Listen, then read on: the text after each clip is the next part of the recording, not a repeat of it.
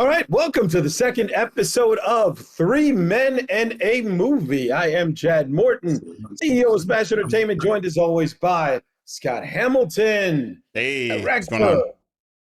editor, so many other things. I'm gonna let you guys introduce yourself because we have long lists, so much to talk about. And Marlowe Freeman, producer extraordinaire. Gentlemen, how are you both doing? I'm doing good today. I feel Good, like it's been a man. big Good, week, man. very productive week. How are you? Man, I'm doing great. You know, we're working on many projects as we go. As we say, we're always in production. We do have a new short coming out, but a lot of projects that I want to talk about towards the end of the show that pertain to our first film, which I want to share with the audience. But in the meantime, let's educate, let's entertain, let's get some information out there. And we're going to start today's podcast with this question. Was Jeffrey Katzenberg before his time? If you remember Jeffrey, a billionaire who created QB, which was micro dramas. He created this. I think we're going to go back about 5 or 6 years, Scott. We'll be going back even a little bit further than that when he created QB as a platform where people could watch micro episodes of whether it's dramas or horror or whatever the genre was. Micro episodes were prevalent that people could watch, and it just didn't take off. It sort of tanked, and the stock went down, and then they just let it go. And now micro drama rears its head again. This time it roars really loud. I want to tell you guys this before I turn over the floor. The first time I became aware of it, my wife was constantly watching something. And I said, what is that just has your attention? And it was these Korean micro dramas. And they were just 5-minute clips. And she liked to get to the end. And that's what she dug about it, is she's going to finish it. If she's getting dressed for work, she can start and finish a movie before she gets in her car. And that was her whole thing, that she liked to watch something and finish. And I think as this generation, it's a shorter and shorter attention span due to social media, etc. I'm wondering, are micro dramas going to be the future, or is it just a fad for now? Who wants to take that one first? I'm gonna let Marlon go first because I'm gonna sound like a hater, so I'm gonna let him go first. Yeah, you might always sound like a hater, man. I don't know. Yo, it'd be what it is. It'd be what it is. Even say, I mean, I don't think he was ahead of his time more so than him being ahead of time itself. Like, post-COVID, or during COVID, that was the precipice of a lot of people's content consumption changing. And during that time, they got used to certain things like the streaming, what do they call it, camping in the stream, a whole entire season of certain things. I forget the name of it that they call it. Watching, but, it went from their binge watching to everything to the point where they wanted to see the end of stuff. You started seeing people complain about seasons where they couldn't completely binge watch the whole thing. Like, that was the problem. Like, you had to come back for the next couple episodes or so forth. And they really tapped into an emotional trend, which you picked up on with your wife, is you get to finish. Like, going to the movies, we talked about that last show. Like, I might have missed Superman, but going to the movies is a daunting task nowadays with the way life is just set up. If I could have watched Superman in 5 minutes, I would have watched it. It would have been done. It would have been over with. And I think a lot of people are really just toning into this, called vertical content at this point. And it has a whole lifespan and a whole past coming from, overseas, predominantly China, but I think other countries as well already tapped into this. And they're coming to this market because they can make more money over here. They can charge more per service to view it. So their push to make it into this market is happening. It's actually taking the space of what you would call relative TV watching. Okay, well, that's a great point. But I want to say real quick, Scott, are you hearing any static? Yeah, it went away though. It went away. Okay. I actually, I want to pick up that point because we have evolved. The viewership of this country has evolved and changed. And of course, I can only speak for this country, but there were times, let's take it back to the 70s before you guys were born, where 8 o'clock on Tuesdays, Happy Days is going to be on. So 80% of the people are going to be in front of the television at 8 o'clock on Tuesday, or the Jeffersons come on Saturday. So at 8:30, where everybody's going to be. no pre-cell phone. Now let's advance this a little bit, even taking it to the 2000s, the OOOs, as you would say. I'll never forget, my son to this day still watches The Flash, my youngest. He'll watch it and rewatch it. It's his favorite show. But there was a time, every Tuesday at 8 o'clock, I know where he's going to be, on that couch in front of the television. Chad, you remember the phrase, must-see TV? That was a thing, remember? Yeah, must-see TV, 90s and 80s. That's TGI Friday. It's, yeah, and it's so over right now. And, you know, I really feel bad for this new generation that does, I think instant gratification has set in and it's irreversible. So the way people consume, to your point, it's not going to go back. It's only going to continue to move in this direction. And that, I think that's unfortunate. I think movies like Superman, like Mission Impossible, and the rest, they deserve to be seen in a theater. They were designed for a theater. They were, some of them, like if you're Christopher Nolan, you're going to shoot with an IMAX camera. You're going to design it for an IMAX theater, because this, in the bottom line, this is an art form. And I think we're losing the art. And we're going to get more into that later. But I think we're losing the art as we tighten, as we shorten the product to fit people's attention span. Scott, I know you're waiting on this one, so go ahead. All right, well, they're still shooting the movie. They're just shooting them at lower clip. That's all. Okay, so Kai Cenat put a video out this week. I'm not sure when this is going to come out, but this week, where it's an ad for his stream starring Michael B. Jordan. Really? So we know that like vertical content is it, and you can bring people in. Now I'm going to say this, right? Were they ahead of their time? Bringing celebrities into short form content, vertical content to be specific. They were probably like 2 years ahead of their time, like right before like TikTok really took over, right? The main issue here wasn't the fact that they did what they did. The issue was they created their own platform, put it behind a paywall, and boxed out millions of viewers. If they would have took their content, right, put it on IG directly, put it on YouTube directly, right, and allow people to pay with their ads and their eyes, they still be around today as a primary content producer on all those platforms. But when you try to mobilize a audience, right, and I don't blame them, because like this is old Hollywood economics, right? We make like, okay, so here's what we do, right? We're gonna make a new station. So ABC, all right, cool. We're gonna make CBC or CNBC. Like we're gonna make a whole new station and mobilize it. But the thing is, this is where the older Hollywood economics didn't identify their true audience, because their true audience don't pay for anything. They can go on the phone at any time, watch whatever they want, whenever they want to watch it. They watch Mr. Beast, they watch Kai, they watch all these streamers and content creators for free. Now we all know that YouTube sells ads and they're selling your time watched. And again, like if there was a way to incorporate those two things, where I'm going to take a A-lister and we're going to go shoot out and literally shoot a movie in a day, right? Because realistically, I'm saying if I take an A-lister, someone who's a pro in the industry, I can give them a script that's maybe like 10 pages with a page per minute, right? And go shoot that in one day and put it out, break it up, break it into pieces and put it out. Easiest thing in the world to do. But the problem always comes down to, I'm gonna use the word greedy, but it's not greedy. I'm saying people overcomplicating the situation.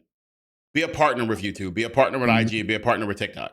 Monetize your channels, get paid, but it's like trying to take their audience when the audience has already been glued to the phone because the algorithm's so good. Like I'm gonna use a drug analogy. It's like I'm already hooked on one drug. You're not gonna get me off it. I love this drug. This is where I'm at. Like I got the alerts. I go to it every single day. Like I'm scrolling IG right now, but in my mind, I'm scrolling IG. I can see the feed. Like Chad, I can see the feed.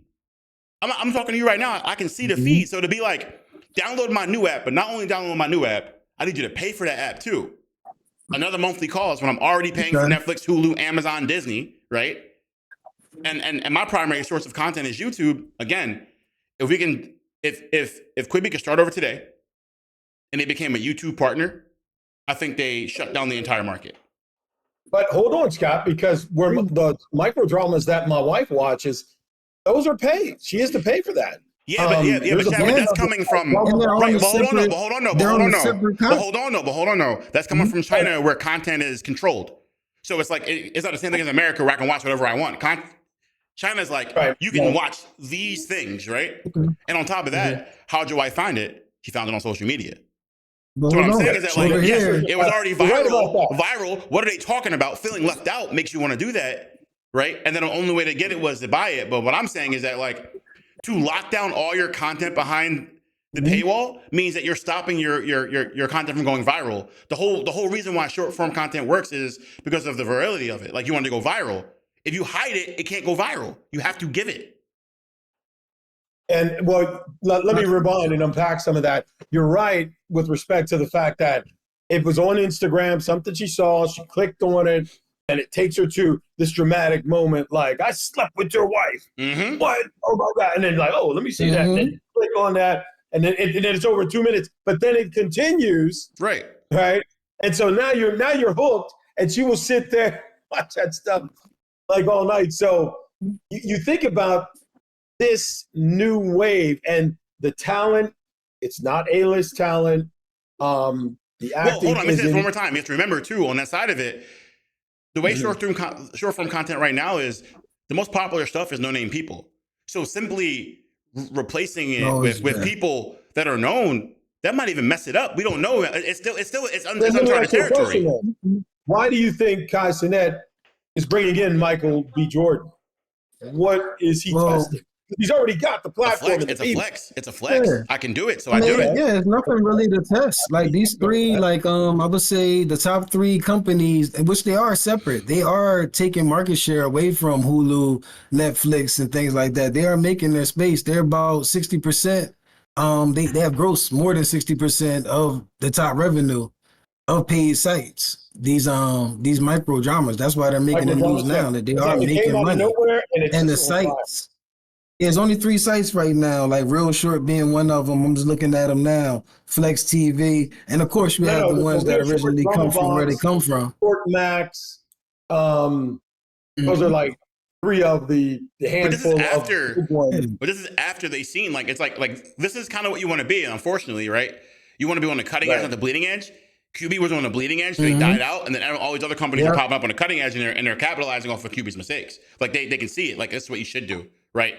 What I'm saying is that these other companies are more in sync with the culture. Like, so here's where I'm ending. I'm gonna let y'all talk about it. So what I'm gonna say is, when you tap into a culture and you become one with it, like, that's how you win. And I feel like QB was just a little bit outside of the culture and not one-to-one with their audience. And I feel like these other people, the other companies and the other stuff, like, they're more in tune with the viewership. Like, they know what they want, and they're only making what they want. So it doesn't matter if it's a celebrity or not. Like, if you want to see somebody get upset about sleeping with my wife, you just do it and you make it. Like you don't need to get Michael B. Jordan and Scarlett Johansson to do it.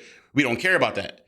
It's really, I mean, if you really want to go into it, I blame Tubi. It's anything against Tubi, right? It's like, all right, Tubi put something out. They got a bunch of these movies where it's like, it's laughable. Somebody clips it up, puts it on IG, it goes viral, and now this movie on Tubi is making $1 million a year because they put a bad effect in it. And it's like, this shouldn't happen.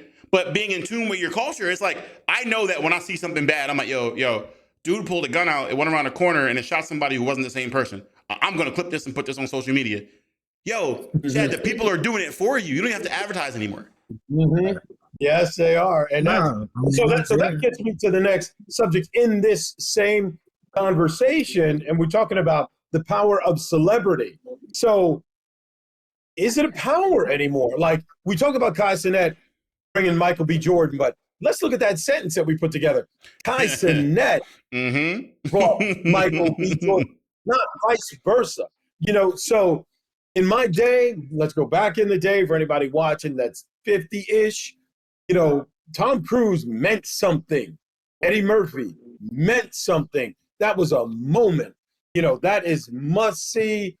We're going to go see Sylvester Stallone, Arnold Schwarzenegger, that type of celebrity superstar. I think the last person who had it would be The Rock. And I say this affectionately, I say it with love, that star is waning because the power of the Hollywood celebrity is waning.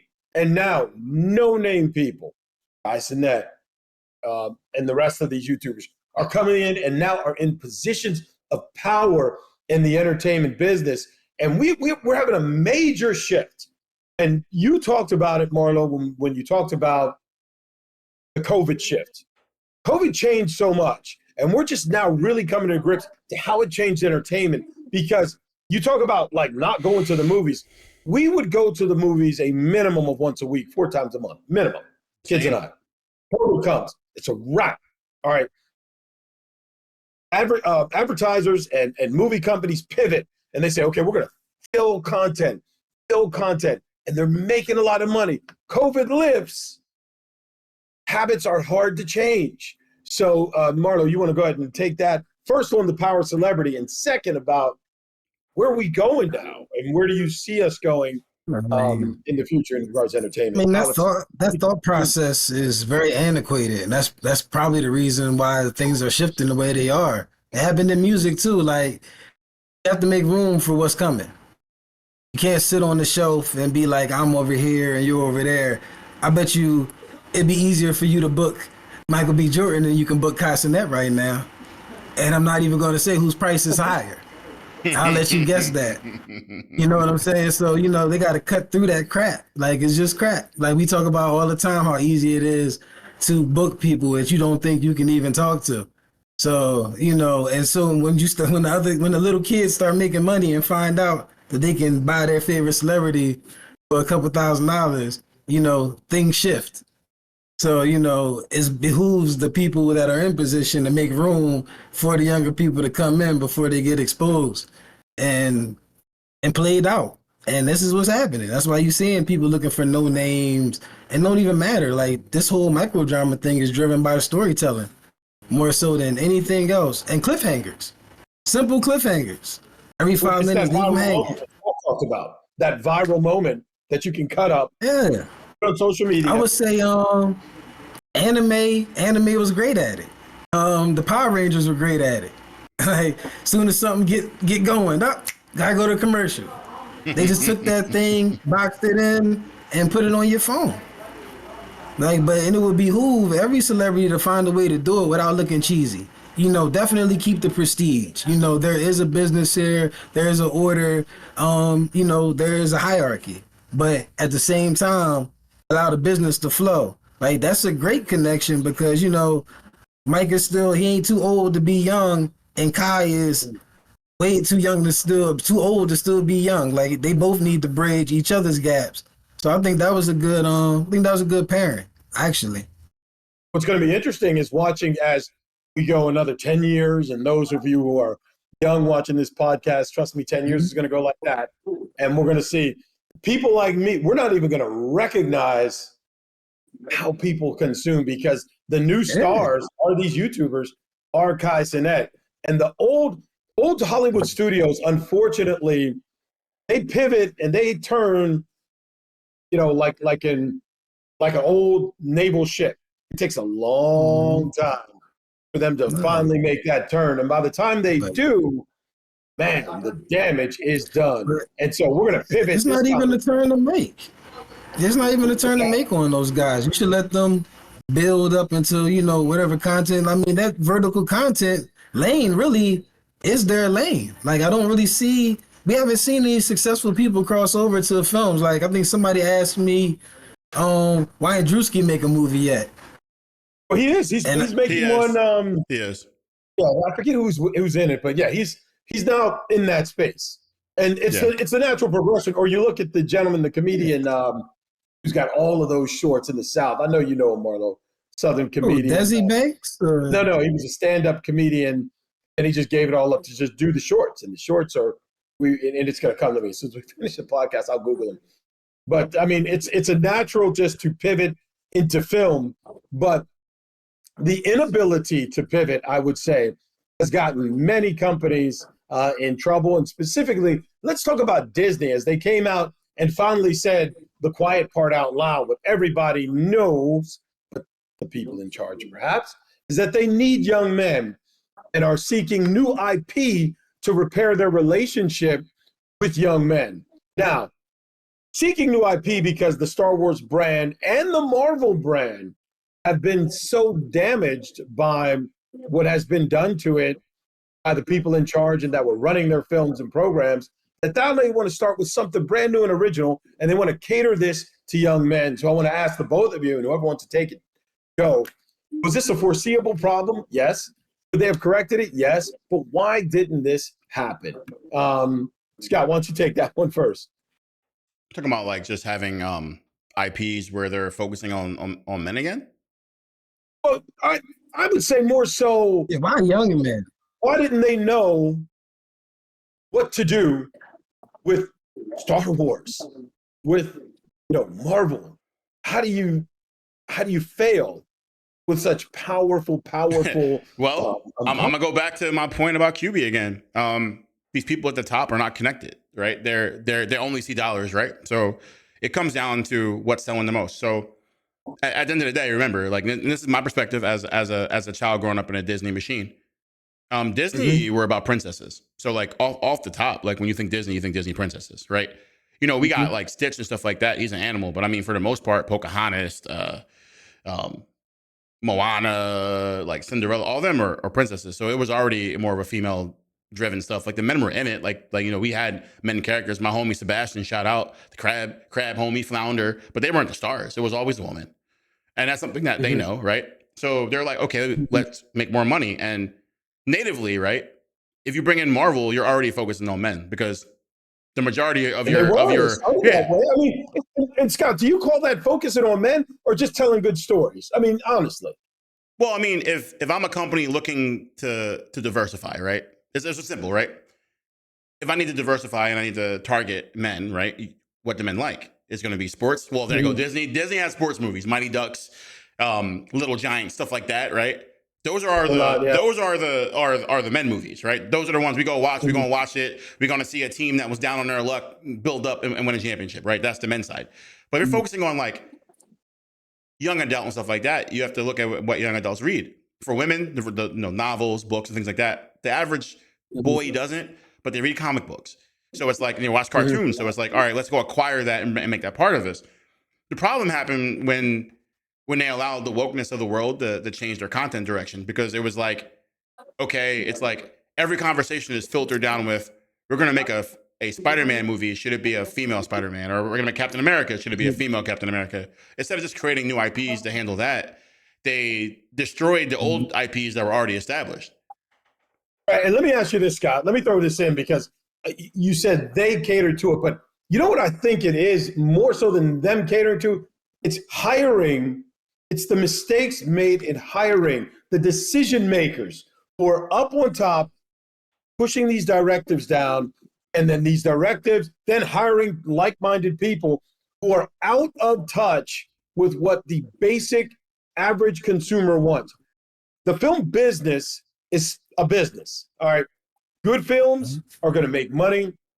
Bad films, most of the time, will not, all right? So the minute you try to push an agenda over a story, you've already lost. I agree. The minute you say, I'm going to make this point before you decide, I'm going to tell this wonderful story, you've lost. And it has nothing to do. I think where the mix-up is there's so much vitriol between a lot of the people who are saying we need women empowerment, female empowerment, etc., and mistaking that for bad writing, bad dialogue, bad stories, and for bringing down powerful male characters. And those two things do not have to coincide.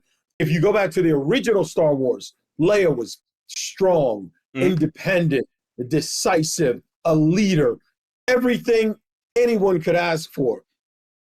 George Lucas had it all. Put it all right in there. When you look at the original incest in there. Well, not really. I mean, not really. I think so. It wasn't, it made it happen. Didn't everybody catch on to that little brother sister love or whatever? So sidestep that one for a second. What I'm gonna say is what you said though, Chad, is that like George Lucas wasn't in control of that, but the problem comes is that like when you sell your company, right? You're bringing in a bunch of execs. So the person that was once in charge of that diversity and making sure that the characters are represented and stuff like that, it's now a person who's hired for that reason. So it's like, I'm again, like Alexander Tidings, like her job on set is intimacy coordinator. She's in charge of intimacy to make sure everything is cool. It's like, okay, but what if I'm writing it to be a certain way? She's going to say, no, it doesn't fly. I'm like, but this is how I wrote it. Like I needed to come off like it. She's like, we can't do that. It's not acceptable. But I'm like, who's saying it's not acceptable, right? Like there's no rules anymore. Like, so what I'm gonna say is there were never any rules, But now there are rules that are not disclosed that change. Like the goalpost moves, right? So it's like, I want to do something today, but tomorrow you say I can't do it.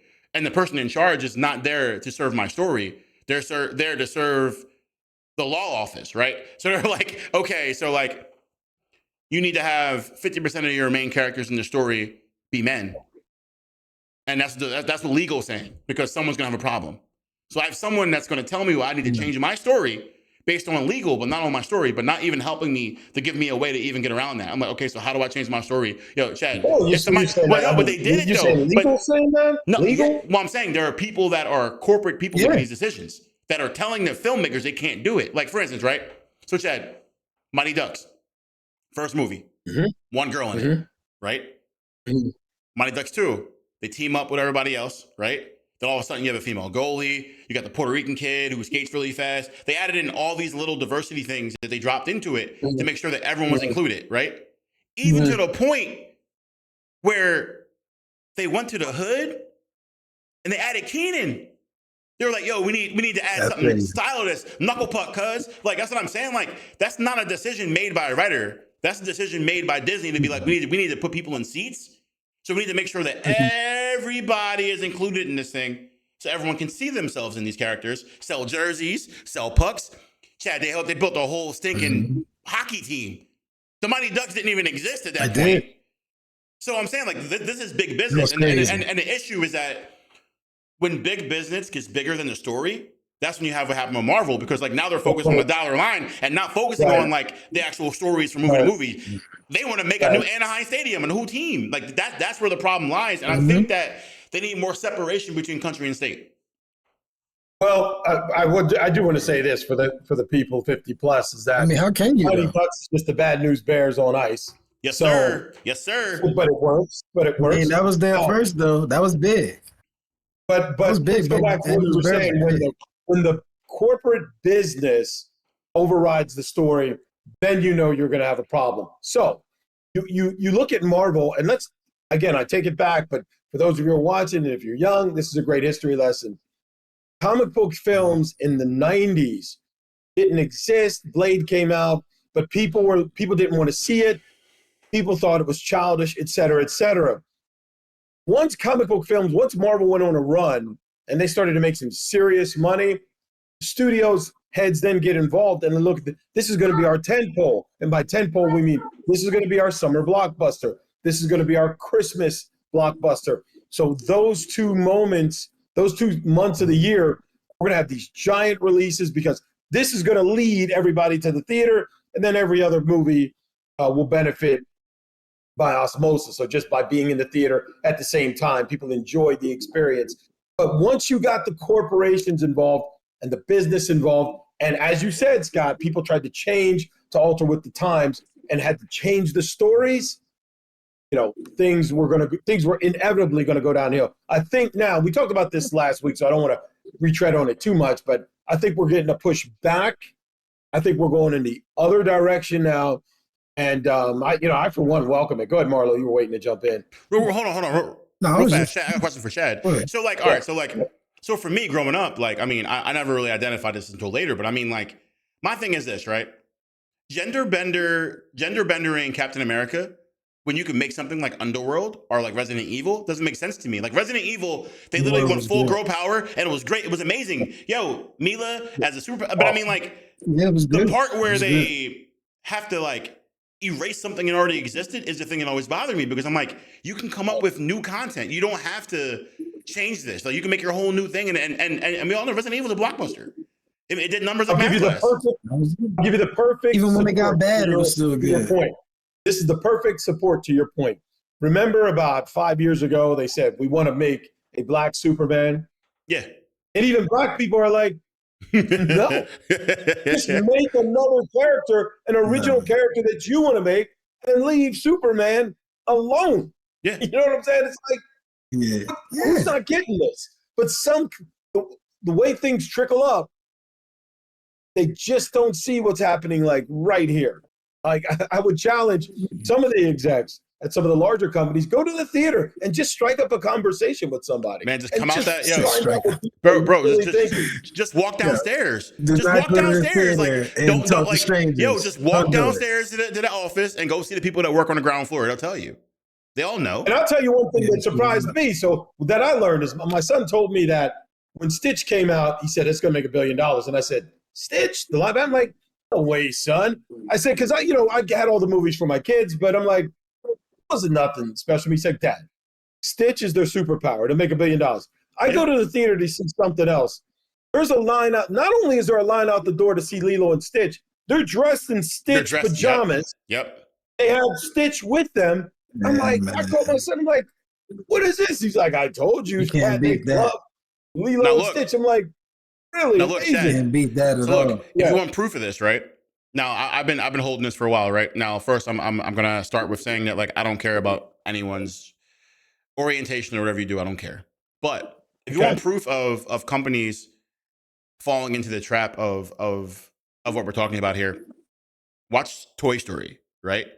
Toy Story Which 1. one? Just watch them all and just look at the main characters.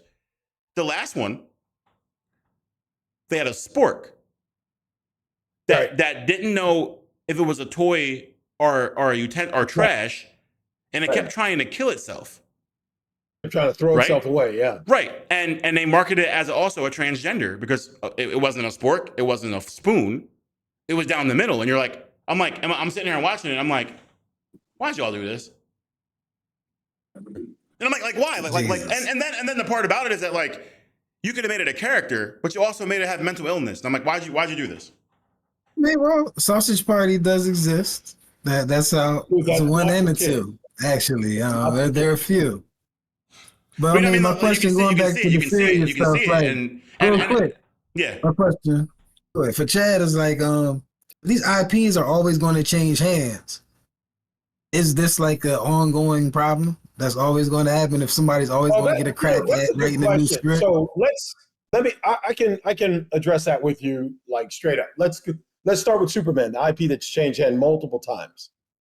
Even though Superman has went from Christopher Reeve to the next one, to the next one, to the next one, they still were able to keep Superman, even though some of the films were bad. Now, let's take that with Batman. Batman came out cool, a little quirky in the 80s, but then as we get to the George Clooney Batman and the Val Kilmer Batman, then it sort of goes off the rail. So it depends on whose hands you put it in. And it also depends on, going back to what Scott said, how important is this to the studio? I think, for me, the Matrix trilogy was great. I don't even count number 4. Because who'd they give that to? Who took this and created this mess? You had something fantastic, and then you just turn it all upside down. So, it's subjective. It's in the eye of the beholder. But as it changes hands, it's all going to depend on who cares about these characters. And I will compare that with this, Marlowe. Like, if you look in the comic book world, where now they're making these comics into films, the editor-in-chief, for a long time it was Stan Lee, and then Joe Quesada, and then many others. They said, okay, no matter what you do, like Stan Lee had a rule with Spider-Man. Spider-Man will never kill. I don't care what you do with Spider-Man, he's never going to kill. There were basic tropes that every new writer and new illustrator had to go by to keep Spider-Man, and he's the most popular hero in the world. Has been for years. So Spider-Man, by following these tropes, you're going to make money. When you independently try to make your own change, typically as a vanity project, let's talk about Thelma on HBO, which was a horrible, horrible show, a horrible concept. You had to really hate the original IP to make that show, in my opinion. What's Thelma? What was Thelma? What was that? What was that about? You're lucky that you don't know. But it's a reimagining of Thelma from Scooby-Doo. Yeah. And it's not good. So I would say that Thelma with the skirt and the glasses. You were not caring for the original P, and nobody protected it. and nobody protected. And Scott, did I interrupt you? Were you gonna? No. I mean, the Did same you thing say- happened with Ghostbusters. Was the last one they did. Remember? Not Ghostbusters. Right, Well, right. Ghostbusters was one of them. But what they didn't do, which actually Ghostbusters did it in a good way, right? They didn't retcon the original Ghostbusters. These are just different Ghostbusters, and it's like, okay, 4 Ghostbusters carrying on, right? That's fine. But like Turtles, like the one that they did where they changed around the characters and changed how they look and made Casey Jones a woman, right? Casey Jones is now a woman, and it's like, I get it because it's representation, but it's like you could have just created another character, like you didn't have to erase the other one. Yeah, That's exactly right, and that's I can say I didn't like the direction they took with the Turtles. It's just, I think for those of you who read the Teenage Mutant Ninja Turtle comic books, which were great, black and white, Mark Laird, I think it was. The first film captured the Turtles perfectly because it's a little edgy, but it's still for kids. Yep. A little edgy, but still for kids. I think what we're getting to, though, Scott, a very interesting time in entertainment is a lot of these IPs, they're just not going to be able to keep going. I don't think Ghostbusters has any more legs. There's nowhere else to go with it, I don't believe. The Turtles have been reincarnated how many times? 5 or 6 in the animated. 5. So I think you're right though. Because I think what happens is that it's like anything else, right? You put something out and then your IP ages with the people that are the core audience. So like if I'm like 10, if I'm 10 years old, right? Like Turtles goes into I'm about 15 and then they have to reboot. Like, cause like, at 15, I'm done. I'm wanting something else. Right. So it's like every 5 or 6 years or something like that, even 10, if you're going to extend it for a generational, like they have to reboot. Yep. But you're right though. I mean, Ghostbusters is weird in a way that like conceptually it doesn't fit. Yeah.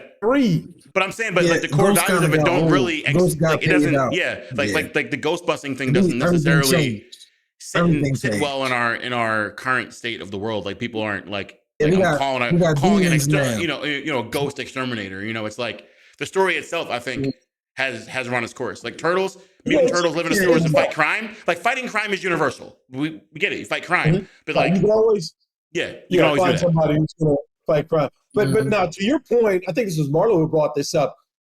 The IP that was able to do it the best, the absolute best, was the Power Rangers, because you're going to have a kid, they're going to get 2-3 years of this version, then 2-3 years of this version.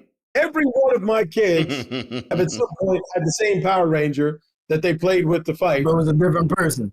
Yeah, right. Blue, white, red, green, all of them. It went right through them. Now, has the Power Rangers run its course? Possibly. But to your point, Marlowe, you said ghosts are out, demons are in. Well, K-pop versus demons, the number one film on Netflix right now. I've seen that. Are leading. I watched that. 3 strong, but not Mary Sue strong, just strong, independent female characters who are K-pop demon hunters, and it works. And this I think you got the premise of that wrong. The demon hunters are girls. That's what he said. But you don't have to make a male character a woman in order to say now we've got female representation or female empowerment. You can make a new character, and as long as you make a good character, the audience will go with you. When you make a bad character, that's when you get trashed. And I think people look at it and say, I'm getting trashed online, I'm getting trashed on the internet. It's just because this is a woman. No, it's because it's poorly written. Yeah, I mean, Catwoman always seemed like she was going toe to toe with Batman. Anytime I saw Catwoman, I'm like, anytime I saw Catwoman in a movie, I'm like, she could take him. Like, I always had that in my mind. I'm like, if she wanted to, she probably could take him. Yeah, I think Anne Hathaway did a great job in the last Batman. And we just gotta, I think if we could get past this point where the producers and the actors and the executives feel like people are just being critical online just because you may have made, let's say, the Silver Surfer a woman. The Silver Surfer being a woman in the most recent Fantastic Four was the best part of the film. She was great. She was awesome. That wasn't the problem. People want great stories. Either you're going to do it or you're not. And if you're not going to give them a great story, I don't care what the character is, the gender is. I don't care about the race. It's just not going to work. Very good point is with Fantastic Four, because the people that made that, right, they understood the assignment. They're going to be like, all right, Silver Surfer is a woman, but like she wasn't. It wasn't at a detriment to the story, and actually, Not at all. they found a way to enhance the Yes. story by it. Like I said, for me, one of the first times that I've ever seen Johnny Storm on a televised show showcase his intelligence, and they only could do that with the Silver Surfer being a woman. Right, and I'm, you know, I'm sad that movie didn't do as well as I think it should have. I thought it was a great film. Superman did much better. Of course, that's DC Studios, but I'm really sad because now that lessens the opportunity for us to see these characters again. Hey, now we're supposed to see them all again. Listen, it's a win because it didn't flop. It's a win. Well, I mean, yeah, and I think it's a much at least for me, when I compare this movie to the new Avengers, there's no comparison with regards to what I would prefer. I think the new Avengers was lazy. I think the characters were written poorly. So I tried to watch that a couple of times. I got about 15 minutes in, and like New Avengers. New Avengers. Like, I mean, like I'm gonna have to lock in time to watch it, but like the advertising, and this is where I was talking about advertising. Just talking about filmmaking for 1 second. I saw an ad today where it was like, the Avengers is one of Marvel's best new films. And I was like, huh? I said that to my son. I said, did you see this review? And my son was like, I liked it. I'm like, man, I hated that movie. I mean, I shouldn't say I hated it, but it was, what did the kids say? Mid. It was average at best. It was average at best. It was like, and look at, if it was a good movie, Scott, you would have kept watching, or you'd have made time. Yeah, I would have made time for it. Right. I mean, I watched it 15 minutes, found something else to do. I mean, I'll finish it eventually, but like, I mean, it's like the characters, right? Also, I want to say this: comic book movies, right? And this is something there's something funny to say because it's really funny. I don't want to see Florence Pugh and Denzel in comic book movies. That's not what I want to see. No, and I think that messes it up. Like when I see Florence Pugh in Oppenheimer, I'm like, you're an auteur, and I'm not saying, look, I'm not saying that comic book movies aren't cinema, because like, you know how like there's a divide in like what's cinema and what's not, right? And the people are like, oh, we don't consider comic book movies to be real movies. But I mean, like, if you're a Oscar nominated, Oscar like winner, please leave space for people to develop into these characters, because like Florence Pugh, like I said, it messes me up because I'm like, you're playing this goofy character, and I'm used to you holding it down. I saw you in Midsummer, Oppenheimer, like you're putting it down in some of the most dramatic roles I've ever seen in my life. And now you're in the Avengers. I'm like, this doesn't work for me. Anthony Mackie, perfect. Hemsworth, perfect. Right. Robert Downey Jr., perfect. But like, I don't want to. I'm. You know what I mean? It's like it's kind of off-putting because like I'm someone who appreciates cinema. Like I go watch movies with no one there, like with just me in the theater to watch some obscure movie that has like a 1 week screening for Oscar contention. I go watch it, and I'm like, exactly. I don't want to see her in a Marvel movie. Not for disrespecting, but I'm saying like, to respect the people that could be in that space and actually help, because you heard it. When I see you, I'm expecting something different. Like you're like, I'm expecting art. Like show me art. Like I want to walk out the theater destroyed and crying and like, ugly crying and sitting in a car staring at my steering wheel. Like when I see Florence Pugh, I don't see fun movies. To quote the late great Peter O'Toole, he said, "I'm not an actor. I'm a movie star, and there are actors and there are movie stars."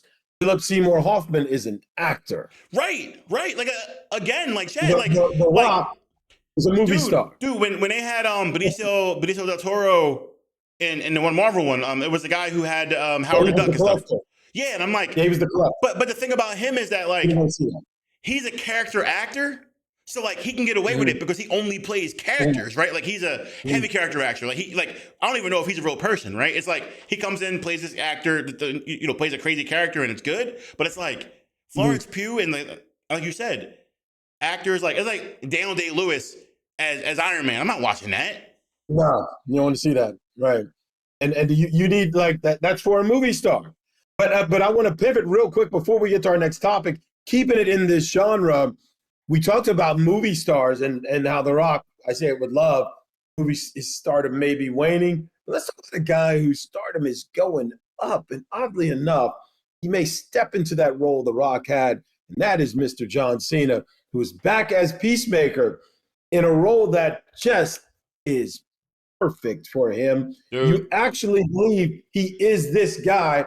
I expect, if I saw him on the street, dude, I don't expect John Cena. I expect the Peacemaker. Dude.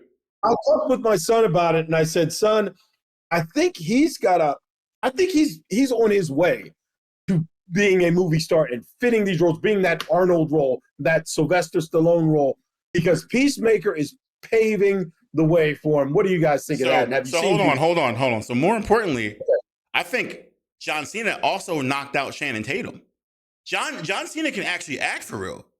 Like, he's been in a few movies. Like, I think it was a movie with him and Mark Wahlberg, where like he's going toe to toe with Mark Wahlberg. Like, they were step parents or something like that, or they were parents, and they were like, their kids were dating, going to a prom, and they were trying to, was it Cockblockers or something like that? I remember that. It's like you expect him to be funny, but he's not. He's a serious guy. And there's a guy where he's playing a con man. Like, all these movies pop up, and John Cena's there. Like, and I hated him in wrestling, but now it's like, when I see a movie that has John Cena in it, I'm like, yeah, I'm watching that this weekend. Like, John Cena's my guy. Again, like, he fits the role. Like, I don't need Channing Tatum anymore, because like Channing Tatum was the butt of the joke. Like, you watch like Hateful Eight, Channing Tatum pops out the basement and they're like, oh, it's Channing Tatum. I'm like, they can do the same thing with John Cena and not have to deal with him at all. I'm like, yo, John Cena, somehow he did it. I don't understand how he did it. I don't know how he's doing it. Right. But my man is amazing. It came under the radar. He just, boom, now he's here. Like, right now, I gotta go to IMDb and look at the work right now, because like John Cena is killing it. You would not be surprised if you saw him in any movie moving forward, and he just did it. I think he just put in the work and he was able to do it. Now, how would you compare and contrast these two, Cena and The Rock, in terms of their acting career, Marlowe? How would you compare and contrast those two? You're muted or something. Muted. We can't hear you, or your mic switched or something. While you're setting that up, I'll go with it. So yeah, go ahead. IMDb. Yeah, so see what you can figure out there. So I'm gonna talk about The Rock for a second. So the fact that we call Dwayne Johnson The Rock says everything we gotta say, right? Like, his caricature is bigger than Dwayne, and I think it gets in the way, right? When we see him, we see The Rock. No matter what he does, he's The Rock. He's never not The Rock. So when he tries to play a role where it's different, it's just some weird, like, it's just The Rock being weird or The Rock. He did it one time in a movie called Be Cool. He played a gay cowboy, and he did very good in it. It was him and the movie where someone was selling drugs. There's someone selling drugs. Remember that? Yeah. But that didn't really. I forgot the name of that one, but it didn't really carry over. But I mean, like, I'm saying The Rock playing someone totally different, like someone that's not even anywhere remotely near him. And it was him and Vince Vaughn, and they worked well with each other. And The Rock did a good job. And then and after that, he did Walking Tall, and he's just been The Rock every time.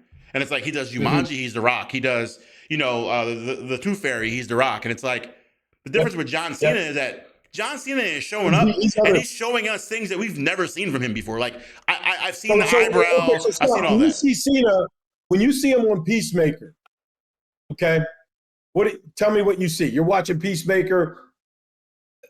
I don't see John Cena. I don't see John Cena. I see Peacemaker. I do too. And I think the relationship that they explored on that show with his father was so well done.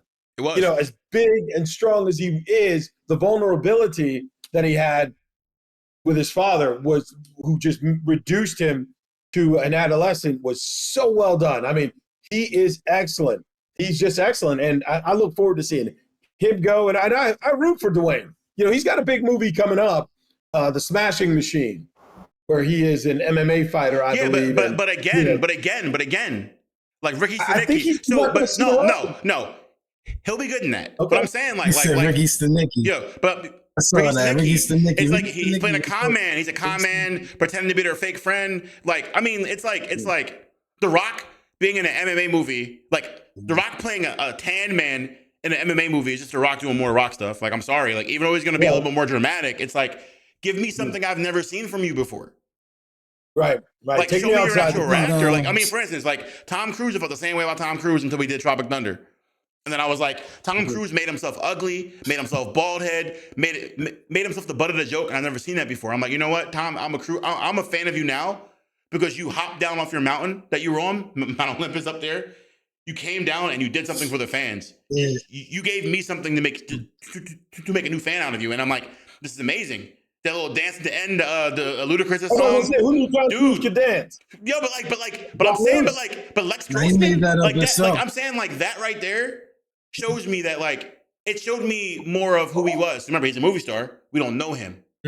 I learned a little bit about Tom Cruise Right. by watching him do something different. I'm like, that's probably closer to really him than than what we've ever seen before. And I think the same thing with that's John exactly Cena. right. And another thing I'm gonna say about John Cena is that, like, look, I'm the biggest fan of The Rock, but I feel like John Cena is a little more genuine. Nah, You know there's what, nothing Scott? left for The Rock That's to very do. well said. Like you said. Go ahead, Marlo. I was going to say that. Go ahead, Marlo. I was already said there's nothing left for there's nothing left for him to do. There's nothing left. Like, I think people have seen The Rock every way you can see him is always the same. I think he probably peaked around when they were doing Ballers. That probably was like his peak of, oh wow, look at The Rock. Yeah, And but that's he's still just the same. holding It's still on the to same that. thing. It's still The Rock doing sports. It's the same thing. But check it out. I think the first couple seasons of Ballers was, to Marlo's point, the closest we got to, he was really becoming something else. But then in the end seasons, I guess as they had to wrap it up in season 4, he became more The Rock, more this immovable object. I'm going to win every battle. But the first 2 seasons of this, especially episode 1, the pilot episode of Ballers, it was excellent, man. Outstanding. I just want to see him do something else. I saw a video of John Cena the other day, dude. Yo, but John Cena. Hey, Scott. Yeah. Scott, are you going to go see The Smashing Machine? Absolutely. Okay. I'm going to see it. I mean, look. Here's the thing, though, right? Here's the thing. He was born for that role. So, like, it's one of them things where it's like I'm not trying to be the hater of it. I'm going to be a director for a second. I'm not giving The Rock credit for doing what he was born to do. Not in that way. I'm saying I'm finally giving you the platform to do the thing you're supposed to do your whole life. That's the movie that his whole entire career is building up to this moment, for him to go full The Rock in a movie, in a movie the way he's supposed to do it, show some emotion, like all the things we never saw, right? Like getting married, like, because I remember, like, his story is nuanced, right? Married, divorced, but his ex-wife is his business partner. We don't know nothing about that. What that looks like. The role that is very nuanced in home life as well as in the ring. Like, if you know, like, all the thing about, if you go here, you're going to get messed up. Like, all the things that he probably went through in real life. So we're going to see a different part of him. But it's still going to be hard because it's not like, it's the reason why Daniel Day-Lewis wins, because, like, Daniel Day-Lewis is a random white guy who played Abraham Lincoln. You're like, yo, he turned into Abraham Lincoln. And then he did Dancing with Wolves. I'm like, yo, I really believe he was out there.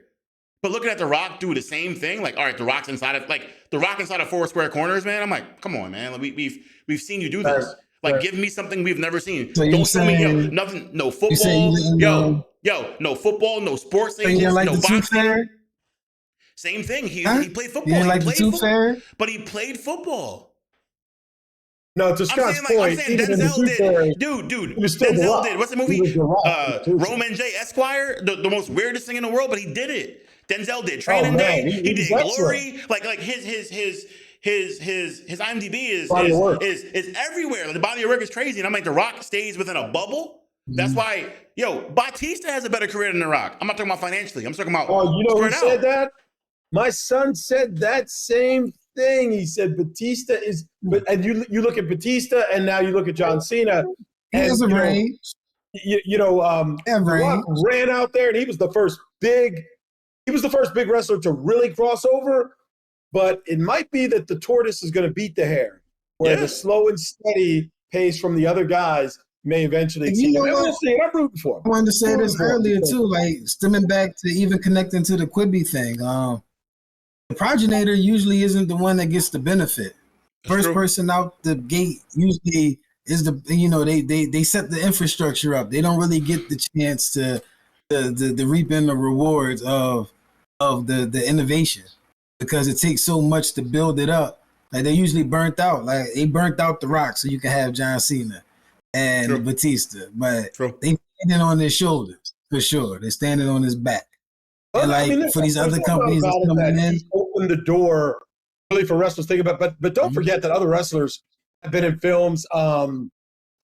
Triple H are good in a couple. Kane was in a couple. It just the one who really started it, who really wanted to go Hollywood, pun intended, was Hulk Hogan. Hollywood Hulk Hogan, my guy. He wasn't good. He wasn't good either. I was talking about actually good though. That people got into. I mean, hey. Thunder Lips in Rocky 3 was a great character. He could have got his own spin-off. Hot Lips. And that was the thing. Thunder Lips. I'm gonna say, As of right now, I'm gonna say until we see this movie, I'm gonna say that John Cena is the best actor. Well, let me back it up. Vince McMahon is the best actor to come out of WWE, but John Cena is the best wrestler to come out of. Before I pivot off of this, we did mention Batista. Is the Where man. would you put Batista, Scott? Right under him? Yeah, I think Batista's done a very good job of turning into the gentle giant, right? Like he's the guy who pops up, and he's supposed to be the guy that's supposed to beat you up, but he's the guy who gives you a hug instead, right? He's solidified himself as that guy, which means he's going to open up a lot more doors. He's also did a lot with his image. He lost a lot of weight, packed on a lot of muscle in a good way. He was in Knives Out, played a role in that. Like he's in a movie with again, like I'm saying, like Daniel Craig movie, right? A different kind of movie, right? The Rock makes movies, popcorn movies, but Daniel Craig makes movies that you think about, movies that you hold on to. And I'm like, Batista, hold on, Knives Out. I'm gonna see who was in Knives Out because I want to be accurate about this. You know what I'm saying? Everybody, what you talking about the first? I mean, the second. Yeah, the first one. So here we go, right? Here we go, right? Daniel Craig, Chris Evans, Anna de Armas, Jamie Lee, Michael Shannon, Don Johnson, Tony Collette, Lakeith, and he's in it. It's like, you ask yourself the question when you first see it, you're like, Batista? Like you watch the trailer, like, why would Batista be in this movie? Then you watch it and you're like, okay, Glass Onion. You I don't understand people. Okay, Batista. What do you mean? Because he's typecasted as a brute. Right. And people, and the biggest thing, everybody. WWE. And the biggest thing is you got muscles. Like you got people. Just because you big and you got muscles, you can't be regular guy. Not in That's Hollywood. exactly right. Because the average cat doesn't look like that. And to Scott's point, the Daniel Day-Lewis build, that is interchangeable for multiple characters. So, you know, you see somebody like Batista, you're going to remember them. It's the unmemorable build and person that can transform into a different, that's where the talent comes through. I am this clay that you can mold me into this character, and that's when you just get great actors. What's the guy in F1? Dude, what's the guy in F1? F1, Idris? Javier Bardem. Oh, Javier Bardem, same thing. Perfect Same thing, dude. Like he comes off as a villain. You see him? Wasn't he? And then exactly typecast as a villain, right? And then his smile, like at the end of F1. Spoiler alert: when he finally hits his flow state, his smile did something to me. Pause. And I'm only saying that because it's like I'm used to him being such of a stoic, hold it in person. That for him to show the emotion out, like it enabled. There you go about connecting with audiences. It enabled me to emote. I was in the theater, like on the edge of my seat, like, yo, he's doing it. I can't believe he's like, you know, I was dug in, and that's kind of the reason why. You had the woman there, you had the guy there. You like, yo, once again, Chad, here you go. Female representation in a movie. Yep. The pit crew, the girl in the pit crew came over to him and was like, don't ever do that to me again. You're making me look weak. And I was like, they get it. This movie gets it. And then just one more for you, just to short Marlowe's point or our point to Marlowe about how those muscle guys just don't really fit. You look at a Benicio del Toro, and we talked about him in a Marvel movie as the Collector, but then he's also in Sicario. He can be anything. Now, those are total opposites. But then you just have this vicious character. So, and that, you know, that's what it is. Or to your point, Scarface right behind you, Al Pacino, who can play anybody, but just does it so well. And there's I just feel like everybody's not meant to do that. Like everybody has. No, that's why those guys are great. Places they can be at. But I think that's the point we're trying to say, though. That's what we're trying to say is that like when John Cena, it's the funny thing, right? So John Cena, bulging muscles, and he's playing like a suburban dad. So they put him in like a sweater and a sweater suit, and you instantly start laughing because you're like, all right, they're being funny. But then he actually starts acting like a suburban dad, and you're like, oh, he's the one dad who goes to the gym every day that all the rest of his dads don't. And you're like, you know that guy, he exists. And it's like, why do you have muscles? Oh, yeah. I just go to the gym and I have muscles. Yeah, they're in suburbia, trust me. Those guys are there. But I mean, I think it's good to see people, and again, representation. I think that Batista and John Cena are changing the narrative that big guys can't be smooth, suave, intelligent, and plays other roles. Like, cause like, you know. Like pretty soon we're gonna have to carve out categories for big guys. I don't want to be discriminated. Don't discriminate. I mean, it sounds like the NBA conversation, like why big guys can't shoot threes. Like, this is so crazy, exactly man. that. Man, God made that. That ain't got nothing to do with me. But let's take it to number 3. Okay. Before we're going to close out on this topic, China is embracing AI, not just for filmmaking, but for television, for news, for everything. In China, they're full speed ahead. But in America here, we have not embraced it as of yet. I have my own thoughts, which I'm going to share about it. And I want to get there. I want to get your thoughts on it as well. But I am not a fan of using AI other than in spot points in films. I think it removes the artistry. I know people will counter with the person who can expertly tell AI what they want is an artist, and there's some truth to that. But the artistry of a film, I think film is like a masterful painting. All right. If you have a machine paint it, then you didn't do that. All right. Like poetry. If you have a machine write it, then you're not the poet. All right. And if you have a computer intelligence create a dialogue for you in a film, then I can't look at you as a filmmaker. And I will give one point. I think it was David Simon, but I may be incorrect in who I'm quoting. They were talking about there was a script page in The Wire. One of the best lines in the world where Bunk was very mad. Someone got killed in The Wire. And the script said, Bunk gets in the car, closes the door, and pounds the steering wheel 10 times and says, fuck 10 times. Fuck, fuck, fuck, fuck, fuck, fuck, fuck, fuck. AI would never write that. Okay? But that's what would happen when you pissed off. So I think that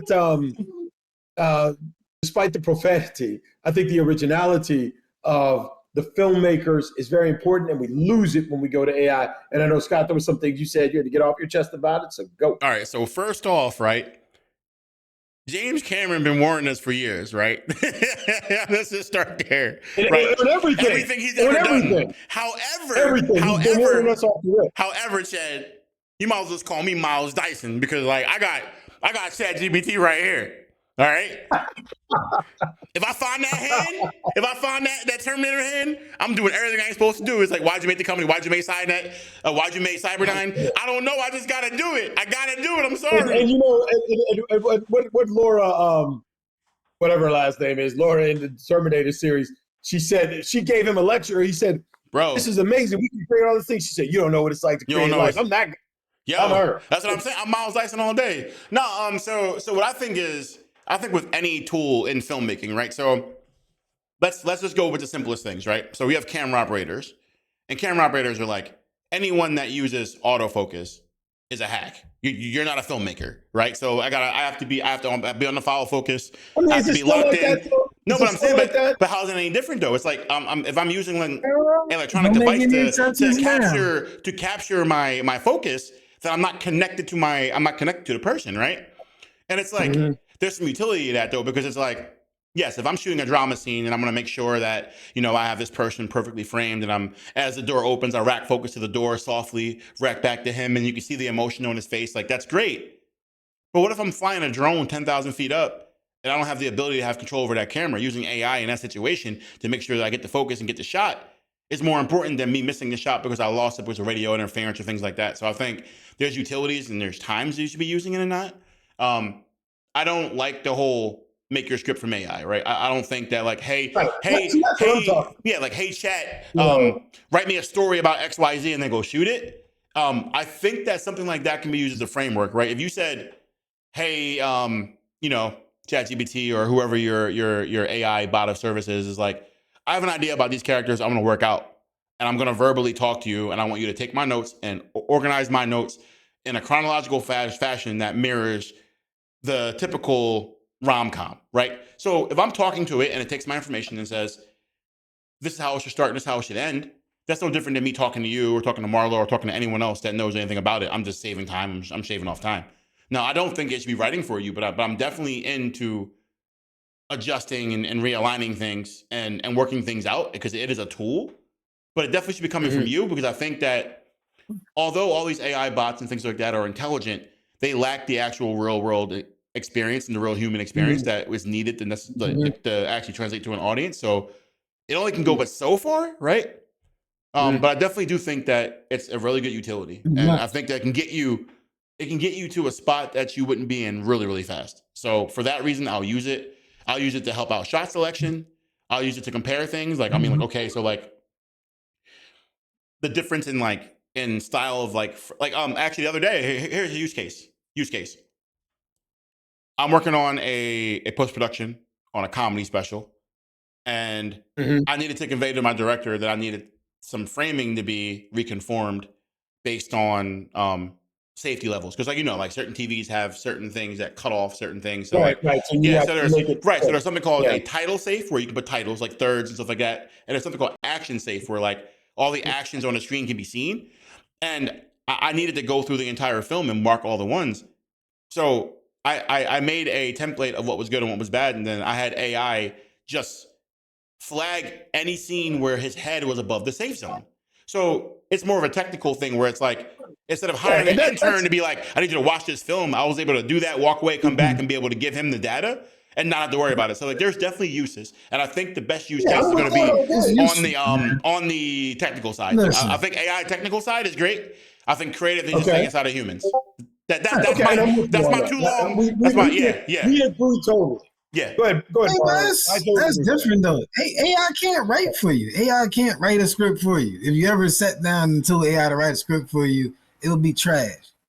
If you try to, everybody has already. So you know that it doesn't work. Like, I mean, it's just a pointless, like, grow up. Use the help. Spend 5 years writing original trash. Like, use the AI to help work out your stuff and get to a point where you can do it. Like, it can't write for you. It is a tool. It cannot do anything for you. Better yet, you got to know what you're doing even to use the AI properly. You got to teach the AI how to help you to begin with.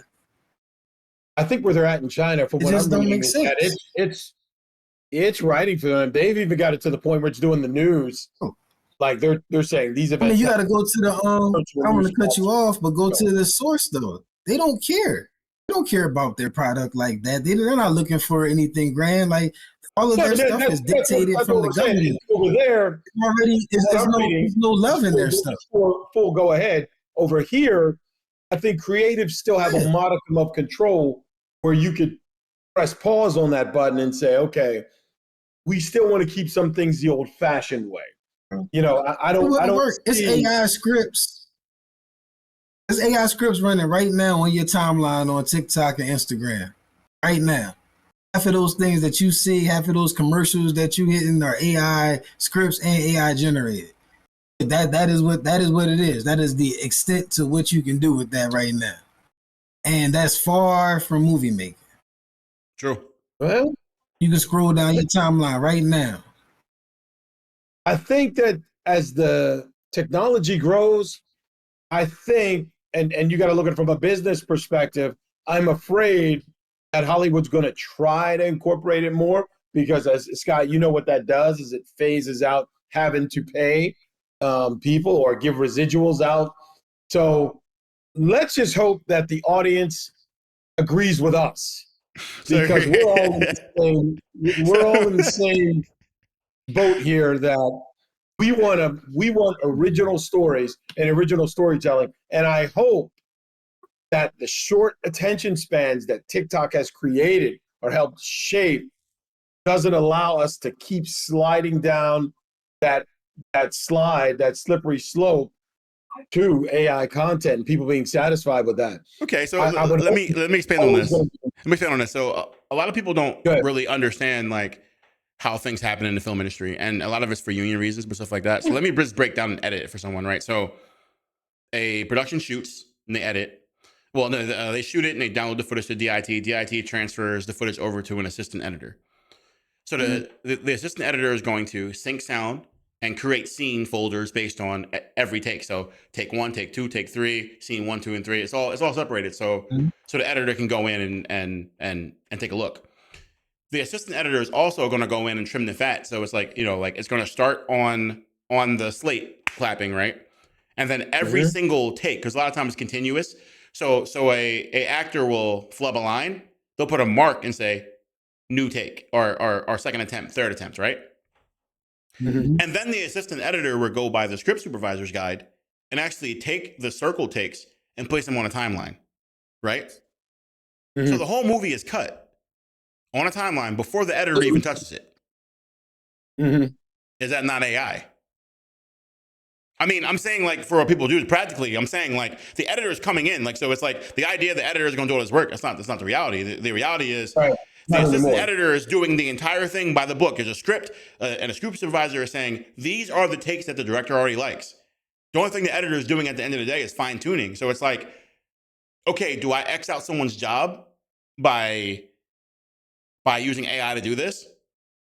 I mean, the answer is a little bit nuanced because if I take him from that job, it's not about him not having a job. It's now I can turn him into a real editor. He's not wasting his time doing all these mundane tasks that he need to be doing. Now he can actually focus on story and not mundane and making sure that technically it sounds good. Forget it. Technical stuff is easy. Computers can do that. I'm saying everyone always takes it as like, I'm going to lose my job. That's not always the case. You could be giving yourself a raise and an upgrade if you use it properly. Well, I would say this. Let me give you, we'll close on this, and I'll give you the best comparison I can. Growing up in Pittsburgh, which is, it doesn't have a large black population, but, decent. In the 70s and 80s, we had 4 different jazz stations. My dad listened to jazz all the time. That was his thing. By the 90s, we had 1. Now there's 0. When I moved to DC had 3 or 4. Yep. None left. Things just changed, and they went the way of the dinosaur, and people don't really even notice. When's the last time you thought of jazz? Probably You never. don't think about it. You don't think about it. It's been a minute, but it was a big part of my growing up, as my dad would always listen to the jazz station.